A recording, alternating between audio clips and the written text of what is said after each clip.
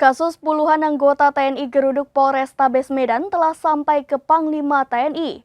Terkait hal tersebut, Panglima TNI menegaskan akan mengusut kasus tersebut dan memastikan tidak ada anggotanya yang dapat melakukan tindakan di luar wewenang. Apakah itu diri atau tidak? Makanya, Bapak belum menggelar, tapi Bapak sudah bisa. Anggota TNI ini marah-marah terkait penahanan ARH pelaku mafia tanah. Diketahui ARH merupakan saudara dari Mayor Dedi Hasibuan yang ikut menggeruduk Polrestabes Medan pada Sabtu 5 Agustus 2023. Terkait hal ini, Panglima TNI menegaskan akan mengusut kasus tersebut. Ia memastikan tidak ada prajurit TNI yang bisa melakukan tindakan di luar wewenang.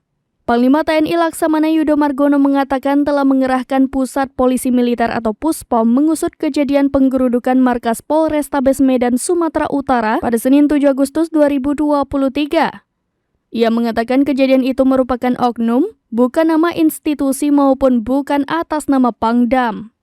Ia mengakui tindakan prajurit aktif yang menggeruduk Mapolrestabes Medan itu kurang etis dan pemberitaan terkait peristiwa tersebut dapat menjadi bukti awal bahwa memang terjadi penggerudukan semacam itu. Ia mengklaim bahwa pihaknya akan menindak tegas terhadap prajurit yang melakukan pelanggaran serta tak akan melindungi siapapun. Sebelumnya diberitakan ARH tersangka pemalsuan surat keterangan lahan di sebuah perseroan terbatas di Sumatera Utara dibebaskan usai masa anggota TNI mendatangi Mapolrestabes Medan pada Sabtu 5 Agustus 2023.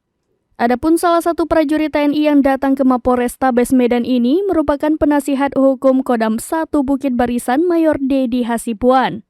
Hadi mengatakan kedatangan Mayor Dedi dan beberapa anggotanya untuk mengetahui sejauh mana proses hukum terhadap ARH dalam perkara dugaan pemalsuan surat keterangan tanah yang menjerat ARH.